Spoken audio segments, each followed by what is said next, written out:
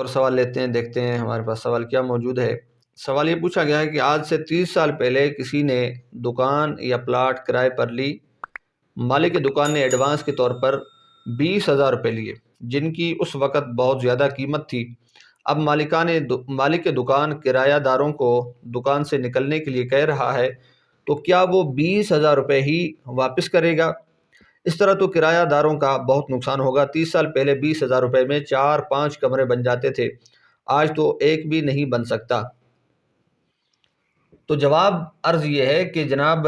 اگر آپ نے 20 سال یا 30 سال یا 40 سال پہلے جو 20,000 روپے یا 30,000 روپے یا 40,000 روپے جو بھی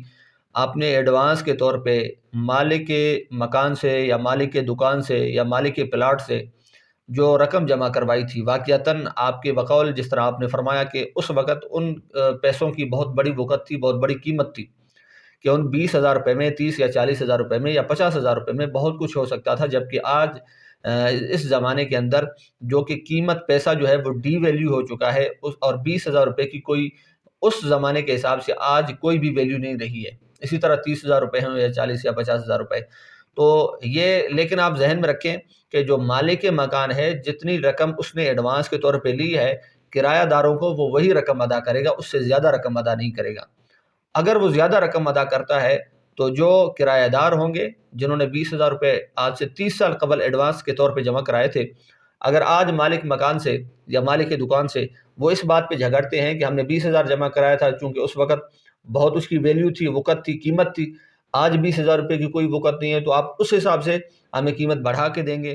اول تو مالک مکان، مالک دکان ان کو وہ قیمت ادا نہ کرے، لیکن اگر وہ زور بازو کے طور پہ لڑ جھگڑ کر لے لیتے ہیں تو یہ جتنی بھی اضافی قیمت ہوگی ان کی اصل رقم سے جو ایڈوانس کے طور پہ انہوں نے دی ہے، فار ایگزامپل 20,000 روپے دی ہے، تو اس پہ اضافی چاہے 5,000 لیں یا 10,000 لیں یا 1,00,000 روپیہ لیں، یہ ان کے لیے سود ہوگا اور ان کے لیے جائز نہیں ہوگا۔ ہاں، اس کے لیے یہ جو مالی نقصان ہے، اس سے بچنے کے لیے ہمارے فقہا نے بہت ہی ایک عمدہ اصول بتایا ہے، ایک طریقہ کار بتایا ہے۔ میں سمجھتا ہوں اس پہ اگر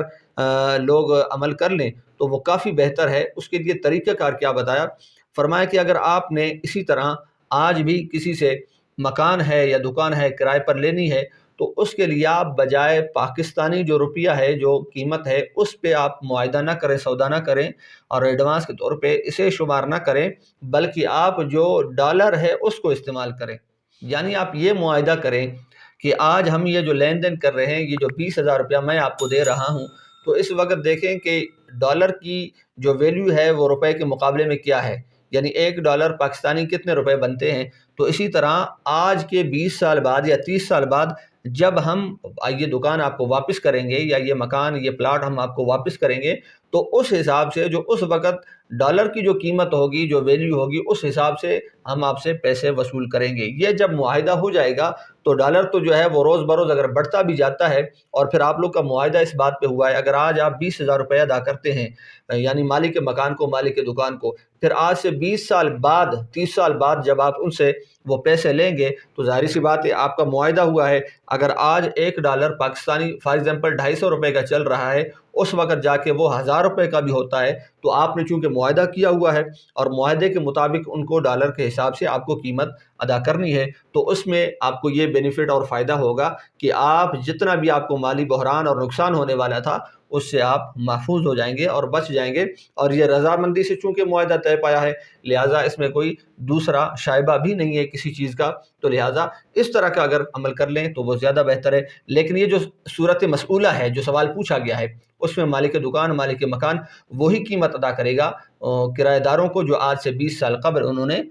کرائے کے طور پہ یا ایڈوانس کے طور پہ جمع کرائی تھی۔ اللہ پاک ہمیں دین کی سمجھ و فہم عطا فرمائے، آمین۔